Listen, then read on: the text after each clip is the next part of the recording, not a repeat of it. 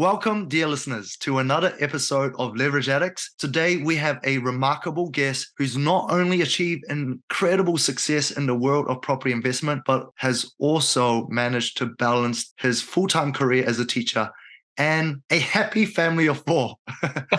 And I just want to say today, if you guys can hear it in my voice, it's not the best. But hopefully, Tom's going to do most of the talking and he's joining us today. He's a seasoned investor with a portfolio exceeding 12 million, even in the down market. And he's been on an exciting journey for close to 2 decades. What sets Tom apart is not just his impressive achievements, but his unending quest to learn, evolve, and apply new strategies to his investments. And I've had the privilege to watch Tom grow as well, even though he's already done so much. So thank you so much for joining us today and share your insights and experience, Tom. Oh, hey, Blendon, thank you so much, man. You're making me blush, man. Like I never, ever had such an intro to anything. So that was the first for me. What a treat. Thank you so much for having me.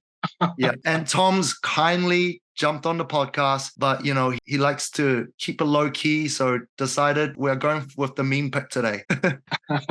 Yeah, no, I mean, it's hard for people to believe. I'm a high school teacher, but I think by nature I'm an introvert. So I tend not to sort of go out there and sort of showing my stuff. I don't find it natural to do that. So yeah, I appreciate you keep it. And also with you task doing this, I actually learn a whole lot because it really allows me time to reflect about my journey and hopefully it's going to bring some value to other people as well. Yeah, I totally understand where you're coming from because sometimes it is very much awkward to talk about your success or what you've achieved. However, in saying that, sometimes we have to be brave if we believe in the message that we're trying to pass along. And I think I truly believe in the message that we're trying to pass along because, of my own experience with my family, I think your story could potentially inspire hundreds or maybe even thousands of people out there. So that's why I think it's really good. And I'm just glad that you came along. So Tom, you started property investment, this journey with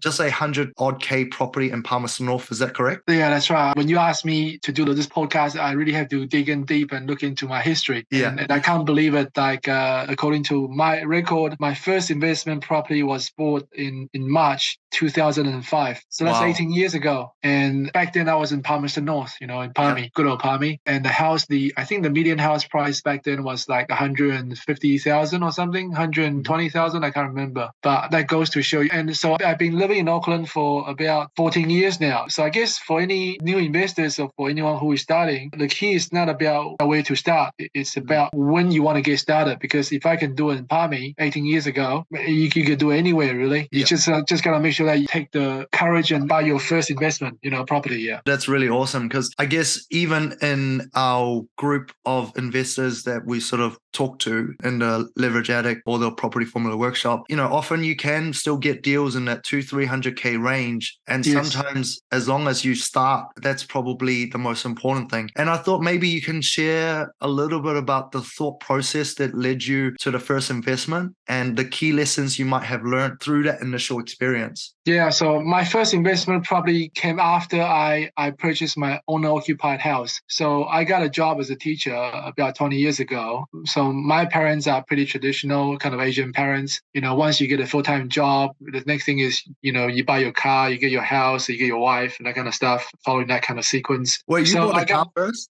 No, actually I got a car first. Yeah, I got a car first and then get a house. And so the next thing, once I got a steady job as a teacher, my parents started encouraging me to go and get a house. And at the time, there's no such thing as like Wealth Mentor or Ron Hui Fong or, Property Apprentice, that kind of stuff. At the time, there's only books written by Andrew King and Jane Somers and Brad Sugars and Dolph DeRoos. So I kind of read their books. According to the book, it says that if you want to buy a house, you got to look at 100 houses, make 10 offers, and one of them will be accepted. Yeah. So that's actually what I did for my own occupied. I was stupid enough or naive enough to actually look at pretty much, I think, over 100 houses. I still remember that my record for visiting open homes in one single day, it was on a Saturday. I visited 13 open homes in one day, and that was a record. So So that kind of goes to show you that how naive and how ambitious I was when I got started. Anyway, long story short, I went to all these different open homes, and then I come across this house in the corner. It's got a little private sale sign for sale, right? It looks so unassuming, and we thought, oh, that looks a bit dodgy, but you know what? It's, you know,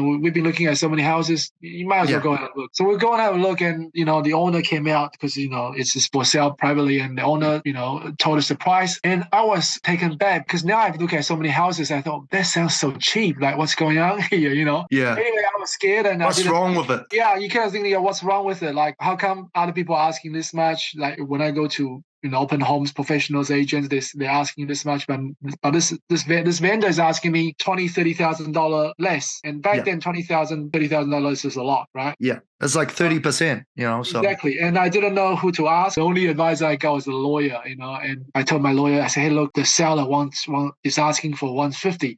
Do you think I should offer like 160 or 170 so I can get it?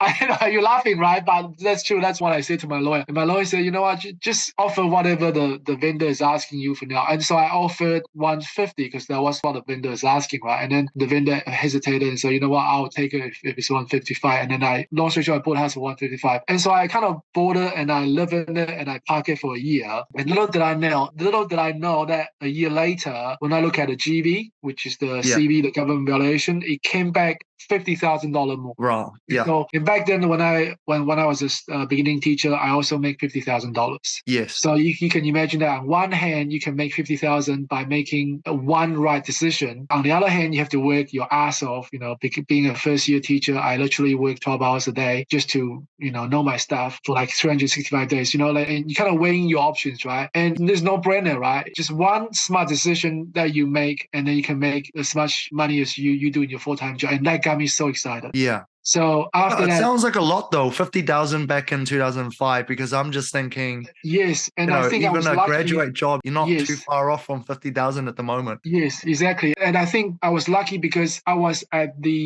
just at the beginning of a boom in Palmerston North, which I didn't know. So it was just a lot of luck involved, you know. So after I got a taste of it, you know, I started buying 1, 2, and 3, and yeah. And the funny story was my parents, because this kind of leads on to probably a question you're going to ask me later, is that my parents at the beginning was really encouraging me to buy houses. You know, you say you shouldn't be paying dead rent, and you should be buying your house and blah blah blah. Mm-hmm. And I'm kind of thinking, oh, stop nagging at me, man. Come on, you know, like I just want to have fun and spend my money and travel and all kind of stuff. And so after I bought like about 3, my parents starting to panic, right? They go, hey, are you nuts? Like, why are you owing the bank so much money and that kind of stuff? So it's like their mindset completely changed. So something I learned along the line, which is one of my golden rule from the start, is that I try to take the advice from people who have done it. So whoever is kindly enough to offer me advice, the first thing I will check is, have they done it themselves? Because if they haven't done it themselves, then I'll be more cautious about who I'm listening from. So first and foremost is I always find out, okay, if I want to do this, I'll go and talk to someone who has been there and done that. So do you apply the same principle for your teaching? Are you making sure that, you have done all the homework before you give the homework? Oh, no, teaching is very different. But I think teaching and investing are very similar. I mean, people pursue certainty, right? I'm pulling your leg there, but yeah.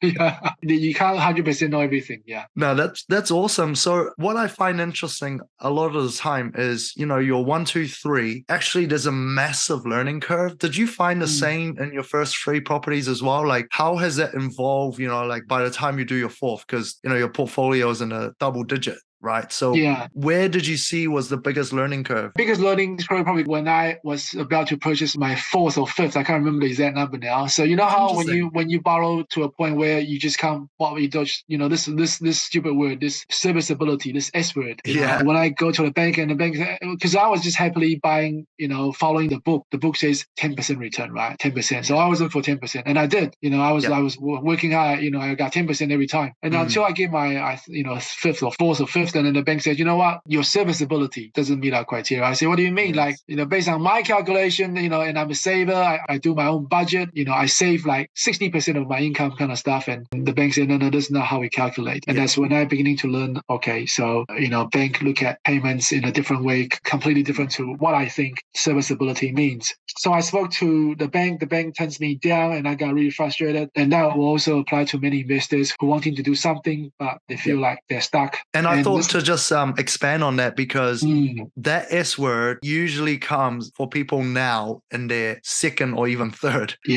Probably their second. Like if they have one investment, they're probably pretty lucky. But if they Brandon, didn't really learn too much. Isn't that depending on where you live? Because I guess back then I live in Palmerston North, so you can imagine that like $500,000 can stretch a lot. Whereas in Auckland, you can't even buy one, right? That's right. So I guess I'm lucky in that way. You know, it sounds like nice. Oh, you got 3 properties, but I got a 3 like cheap units or something like that, right? Yeah. But I guess the other thing that I thought to note as well, because people were like, wow, 10%, I can't get that anymore. But you can, and even in this especially in this current market when interest rates are high and the returns are much higher. Exactly. Yeah, 9, 10, 11% is achievable. Yes. I would say 8.5 is a lot easier. 9 is a lot easier. But 10 is still achievable, which is really awesome. Yeah, and sometimes back you then, don't need to buy those Auckland or main city right in the beginning, because just starting out, the cash flow is going to be more important. And that's sort of what you have fell into almost by chance, because you lived in Palmerston North instead of Auckland. Yes, that's right. Yeah, I can't remember, is it Brad Sugar or Kieran Truss? Kieran Truss was one of the guy who wrote the book about property cycles, and then Ron Holyfong and many other property coaches beginning to borrow his idea. Well, when I attended the seminar, that really stuck with me for pretty much all my journey. And he says cash flow is king. Sorry, he says equity is given, cash flow is king. Meaning that if you buy well, as far as cash flow concerned, the equity will take care of itself. So it's very similar to Graham Fowler's investing philosophy as well. That's right. And I guess one of the things that people might get caught up on is like, oh, what if I buy, and it goes down in value? Well, it kind of sucks if it goes down in value and you can't sustain the property. Yes, exactly. Now you're like in a double whammy. Should you sell it because you can't afford the payments? But if you buy cash flow property, it's cash flow positive. Even if it went down, you're like, well, it doesn't matter because it's paying for itself. Yes, and that's a very important lesson in investment, I do believe. What would you say is an important lesson for beginners? I think what's very beginning is this idea of personal budgeting. I think I know it sounds stupid and sort of boring, but if you don't do your own personal like your spending, if you don't know how much money coming in and how much money going out, that's going to be tricky when it comes to investing. And when I started investing, I think I was maybe stingy or silly enough to have a personal budget. I actually have a spreadsheet recording how much money I spend on takeaway, how much money is the power. I think, I started doing this personal budgeting after I had my own home, because I have a mortgage. Yes. And that put me into a much. So all of a sudden, it's like I become mature. Like I become a boring adult. And I don't go to pub anymore because I know like a jug of beer is gonna cut me back like $40 or something like that. So I start doing personal budgeting. I know exactly down to dollars how much money I can save per week and how much money goes out. So I think advice for beginners is start from within, like rather than thinking about doing all these great things out there, but probably start from the inside where you check you actually find out how much money you make. Like, because back then, to increase my serviceability, I do all sorts of stupid stuff. Like, well, not stupid, but like I would have homestays. I would teach. I'll do after school tuition. I'll just do all sorts of stuff to generate extra income on top of my teaching work. So personal budgeting is first and foremost. And the second is obviously, I think I mentioned before, is you take advice from people who have been there and done that. Third thing is probably just read books and meet people, and join a local property investor group. You find that rich people are actually quite nice. I remember when I first went to Palmerston North Property Investor Association. I put all these sort of investors with like 10, 20 houses like up there on the pedestal. I'm so scared to talk to them because I feel like I feel they think differently and act differently, but it turns out they're just lovely people. They get joy of helping people. And lastly is just have a dream. Have a dream that compels you. Like, what's the point of you doing this? What's the point of you wanting to buy 5, 10, 20, or like a passive income of $100,000. Some sort of goal. Why is that important to you? That's so good. That's so good. And mistake often hold even more valuable lessons. You probably agree. Perhaps you Yes, can yeah. tell us about a specific challenge or like mistake you've encountered in your journey that really significantly influence your approach and really help you grow as well. Yeah, this has been a tough question for me because I really can't think of like one massive lesson and then that completely transformed my investing. I think it's more of a consistent, steady learning. And when you asked me to think about this question, I thought, man, what did I learn? Like, what's one valuable lesson? And I'm thinking, look, I've been to Tennessee Tribunal like in my 18 years of investing, right? Because I didn't even Yeah. know that I've been investing for 18 years until you asked me to do this podcast.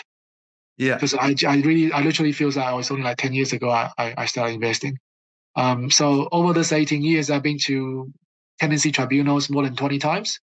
Less than Wow. 50 though, so I'm not proud of it. So it's more than 20. I lost about $25,000 at Tennessee Tribunal in two Yes. occasions. I have a investment property completely destroyed by fire, and I'm still enduring the 18 months of no rent. And I Wow. have bought leaky apartments. I'm still owning three.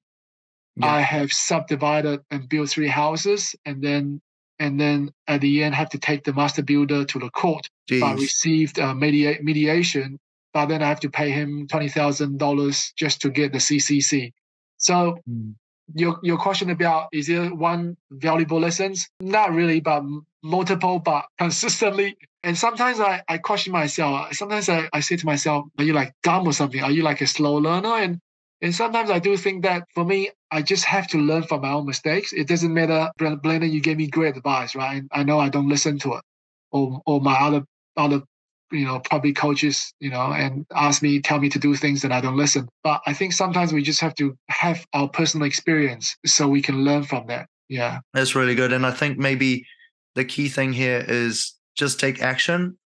In Mm. saying that, some of the things that you mentioned, and obviously I know you for a few years now, and I Mm. think what I notice is even those, I guess, riskier investment that you make, you're usually risking like a small portion. Because I remember, like, Yes. you Yeah. said, "Hey, I bought this leaky apartment," and I was like, "How much?" And I was like, "Under 100,000." So, like, why not? Like Mm, mm, you could mm. play around with it a little. And I think, yeah, like that's what I notice about you. Even though you might take higher risk, but maybe in proportion to your stack, which is like in poker, right? Yeah. You never bring your whole stack to the table. You might break it up into like 20 or 30, 20, 30 buy-ins. Mm, So that mm, at mm, any mm. given time you lose the whole stack in the table, you still have 29 chance, right? And I think that's sort of the approach you took from what I've witnessed. Yeah, I'm quite a conservative investor and I'm quite risk adverse, and I know it's very hard to believe. But if you talk to people who kind of knows what they're doing, and wealthy people, you find that they're actually they're often control freak, and they manage their risk. And I remember, from time to time, I get friends ask me like, "Hey, look, how can you sleep at night knowing you owe the bank so much?" And I asked them, I said, "So what are you worrying about?" And they say, "Well, your mortgage. Like, how much do you pay for your interest and blah blah blah?" And I say, "Yeah, well, so first of all, I know how much money goes out, but obviously Yeah. this is many years ago because now I tend not to care so much because my cash flow is okay. But a few years ago, I literally will be looking at my spreadsheets twice a day, so I know my Wow. numbers. I know like how much money goes out, and so I said to my friend, well, yeah, I mean when I first got my own home, yeah, I do lose a few nights sleep because I thought about what if I lose my job. I would think of stupid things like what if the house got fire, and what if I lost my job. What if I, got, just also stuff, imaginary stuff that I can come up to about me losing income and losing health, right? Hmm. But the reality is that these kind of things they don't happen, and a lot of risk can be mitigated. For example, if you're thinking about your mortgage, then you can set up revolving credits. You gotta set up, or perhaps you want to save enough money that you know that you can cover at least 6 months. Of if you don't have rent. If you are concerned about house fire, then you got to get your insurance. And if you are concerned about, I mean, pretty much anything you can think of, I'm pretty sure if you are preventative, you can come up with a way to prevent that. And same thing, like, I did bought a apartment unit with car park for, I think, was it $70,000 this year, and it's returning 300 and something dollars. I asked myself, what's the worst case scenario, and can I afford to not have it? And if I'm fine with it, then I'll do it, kind of thing. So I'm quite conservative in that way. I would think of what's the worst case scenario and what can I do about it if it actually happens. That's so good because you know what you just said now? Yeah. That is a principle that I actually use a lot as well. Like if I want to try something new, it's like, well, what's the worst that can happen, and can I live with it? Exactly. Yeah. Yeah.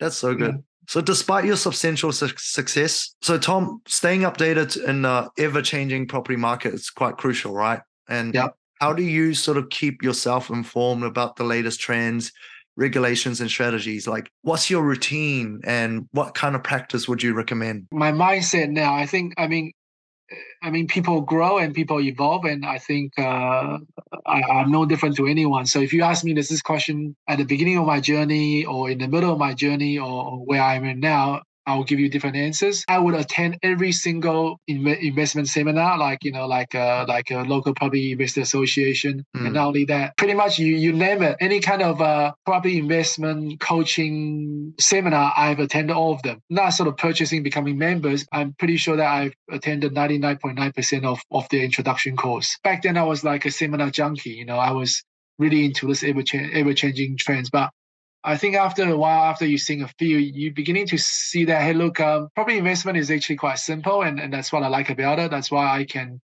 carry on, as a sort of a high school teacher and then do my investing in my spare time. So I tend to focus more on the fundamentals, the fundamentals about buying well, buying the right location. So it's really nothing fancy that I kind of chase, The greatest thing about news is that if it's important, you're going to hear it anyway. You don't have to listen to the radio 3 times a day for the same thing, It's someone's going to tell you, right? Someone's going to tell you, especially for new investors. I think the risk nowadays is really, it's not about lack of information, because back then I can only read books, right? I can only go to library, read books. But nowadays the risk is just over information, right? Like you get so much information, and they tell you, go and buy apartments, go and buy new builds, go and buy, house with sections, go and buy home and income, go and buy rural, go and buy city.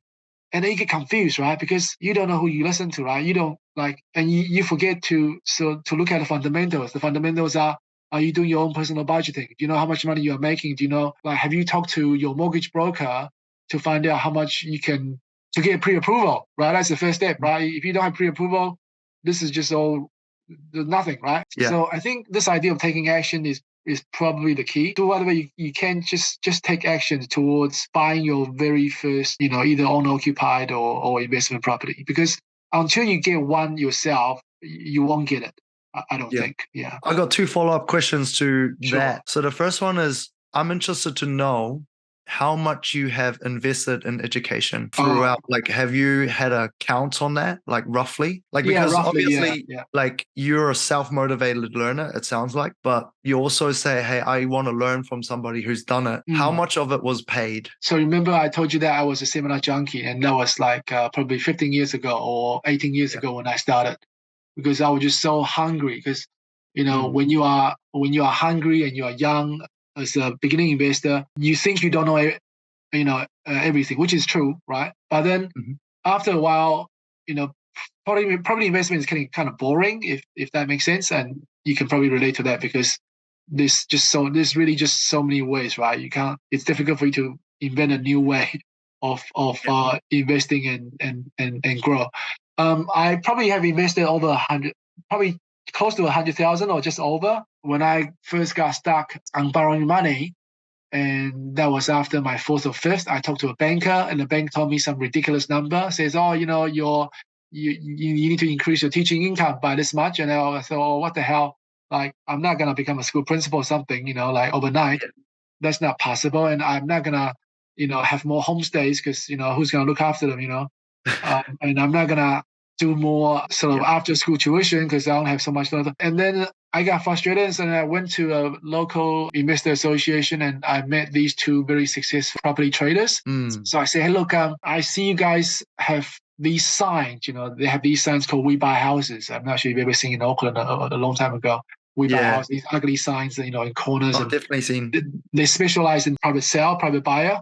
Yeah. So I asked them, hey, like, how do you get your money? Like, how does that work? And they say, oh no, don't ask us. Like, we know these two ladies in Wellington. They run seminars on that. As soon as they say that, I signed up, and I think it's a 3-day course. And back then, that cost me $5,000. Mm. And after I'd done the $5,000 course, and you know what happens, right? After $5,000 course, there's a $10,000 course. Anyway, I gained so much value from the two ladies because one lady was she was specialized in rent to own lease option, right? And also Yeah. she's back then you can do this thing called double settlement, and you can do Oh, you can still do it? property assignment and stuff, legally. Like nowadays, I thought you have to be a quote unquote like an agent to assign property.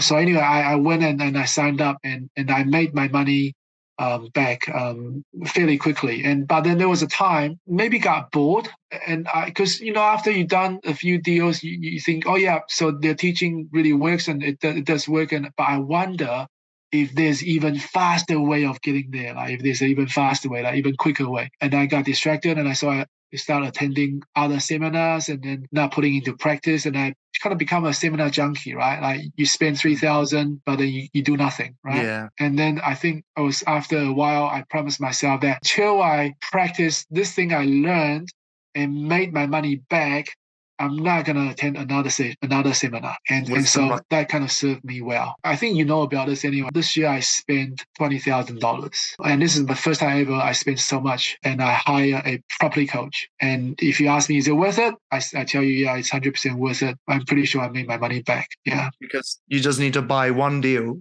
exactly. Yeah, just one and you deal. get 5 to 10x returns. So Yeah. it just makes so much sense. But even if we just average out your total spending over 18 years, is like, we're talking about like $5,000 a year, right? Mm. And I think, you have to invest in yourself, and You have to, yeah. I think Brad that's such Sugar says it important. well. I think it was a Brad Sugar or someone else. He says that your business or your personal wealth cannot grow beyond your personal growth. We all gonna make the money based upon our personal limitation. If you think $100,000 is enough, then you're gonna make $100,000. If you think it's $1 billion enough, you're gonna make $1 billion. I think it's true that our wealth is really built on our personal growth. If we can think big and do big things, then it's definitely worth investing in your end. But I think nowadays I'm more investing not just for me, but I'm thinking like, why am I still doing this, right? And I often think, especially for listeners who have families, who have children, I think this idea that we are modeling success. We are modeling financial literacy. We are modeling hard work. Resilience. I think that's quite valuable. Rather than just sit back and do nothing. And because your kids is going to think, oh, that's what my dad does. He does nothing. You just gave me a really cool idea that I might need to just take half a day and meditate on it. If I can pay other people $1 billion, then I'll make $1 billion. That idea there is quite interesting. So that means I should be snowballing my education fund and be like, okay, I need 2-to-1 ratio. If I spend 50,000, I need 100. I turn 100 to 200. Who's the next person can I pay that's going to help me make the next slot? Yeah, I need to flesh that thought out a little bit, but interesting. The other question I had that was following on this is, in this high interest rate environment and, property prices are coming down, like if you had to start again, how would you approach your property strategy right now? When you say I have to start again, do I lose all my network and knowledge, or do I still have it, or how does that work? Oh, well, okay, you keep all your knowledge. You keep all your knowledge. And let's just say you start off with 300K equity. That's it. That's a lot, man. Yeah, I mean, it's like, let's say you still have an owner occupied, That's but a you have lot. all Yeah. your knowledge, and then you're like, Yes. all you have is 300K equity in it. What would Yeah. you do? The first thing I'll do, I'll find an extremely knowledgeable and responsive mortgage broker, because you can only buy Okay. properties if you can find the money. Blendon didn't pay me to say this, but he's really knowledgeable and he's responsive, probably one of the best in the country. And to be honest, I wouldn't be here today without you sort of becoming my money engineer, right? I mean, Hey, and the other person I need to thank is John Bolton. John Bolton started Squirrel. I met him when he started the company many years ago. Um, and before John Bolton and before meeting you, again, very similar to many other investors, I approach bank. Bank tells me no. In fact, the ironic thing is that I remember when I approached before I approached John Bolton, I asked BNZ for the money, right? And BNZ turned me down. And after I approached John Bolton, who is a mortgage broker, he got a loan from BNZ. And I think same thing for you, Blendon. I think I asked BNZ for something and then didn't work, and then you somehow did your magic, and then I was able to get a massive revolving credit. And so I think I don't want to something set that I don't want to set any expectation for anyone out there. Like, yeah, I know, but no, this sometimes is it's no, and seriously, timing as this is, well. I think this is the missing link. You see, I mean, people talk about, oh, like what's the first thing? I think the first thing for any beginning investor to do is, after you've done your budgeting, right, like your numbers, go and find a really really good mortgage broker, because a good mortgage broker and a shitty banker, man, it's worlds apart, right? You could, what's the difference between borrowing 100,000 and $500,000, right? And a good broker can find you the money, because with investing, if you don't have money, like all this is just dream talk, right? It just doesn't make sense. And I So am a like, big fan of also trying to tweak your strategy so that it's easier for later. yes, Um, yes, like yeah, sometimes we can push really, really hard, and then what happens is to unwind it's a lot harder as well. Like what I mean by that is like, if you max out your borrowing by chance with one bank, you'll feel really good about it. You're like, yeah, like this mm, one bank gave me this lending. And mm, now I'm like, you're stuck with no one other bank, banks yeah, would offer you the same. So it's like, well, what options do you have to grow? You yes, don't have much. So it's like, well, actually, maybe we should take a couple of step back yeah, and adjust our strategy so that, maybe we'll slow down a little bit, but then we give mm, ourselves like more steps out. And yes, that's yes, something that I truly believe in as and I grew as a mortgage yeah, broker. yeah, yeah, Yeah. and exactly that. What you're saying, it's exactly what I'm trying to say. Is, like, you want to find a broker who has a much more long term and holistic view. I have had come across a broker who just helped me cross the line. Like doing one deal, and then I get stuck. And Mm. you want brokers like someone like you who can look at long term, and this idea that even help you analyze, right? If you are buying some shitty deal, you think, yeah, sure, you're buying this deal that's going to give you 20% discount, but you can't buy any more. Is that still worth it, or is this what you want to do? And a clever broker, an experienced broker is going to tell you that, right? And the whole idea, and I totally agree with what you said. You want to be able to buy houses in a way that your first one is going to help you buy the second one. Your second Mm. one is going to help you buy the third one, and so on and so forth. Rather than me kind of going, what, I'll just buy one and then buy two, and then I get stuck, and I'll just wait for a few years, and I'll just, like there's Yeah. no planning involved. Yeah. Yeah, it's important. And I guess like just personal experience as well. Like I guess when I first started, first couple of years, there's a hack Mm, with, the blue and the yellow bank. And what happens is you can, if you went to your own bank, you won't get the lending. But if yes. you had lending at other banks and you went to those banks, Yes. basically the way they looked at the servicing was whatever you're paying, that's how much your servicing is. So then what that actually means is you can Mm, borrow like so much more because you've got lending somewhere else, and you go to that bank and you can borrow a lot more. And I was so mm, proud of that. Like I was showing everybody that. yes. And what I learned is like, even though I helped those clients buy that next property, like they Yes. can't do much more. Yes. And even like in 2020, 2021, right? Mm-hmm. Some clients, like I always try to advise against, just maxing out unless you're like absolutely sure this is like the dream home or the home that you feel like you're not gonna you're not needing to do much more afterwards. Like you don't really want Mm-hmm. to max out. And a couple of clients is like they're like, man, just give me the solution. And we did, right? Me and Z, like we're solutions Mm-hmm. people. If you really need it, we get it for you. And Yes. what's happened since then, like I feel so bad as well, right? And it's like we've done all we can, and a couple of Yes. these clients are just stuck because they're with a second tier bank, maxed out, can't refinance to the main bank, prices have dropped. And that's the Mm-hmm. that's the risk you have to think about. And you know, I guess for us, it's like we're just trying to foresee the potential risk in the future for clients Yes. sometimes. Yeah. Um, And you see, sometimes I scratch my head so hard because like what you're saying here is just pure gold, right? And you still get people who are, I'm not sure if it's cynical or skeptical and asking questions on Facebook about, oh, why should I get a broker? Why can't I go directly to the bank? Like yeah. it's it just doesn't make sense, like and this kind of also this is another thing I want to share with listeners, especially if you're beginning, is that if you want to go big, you gotta somehow learn to trust people, Mm, especially professionals.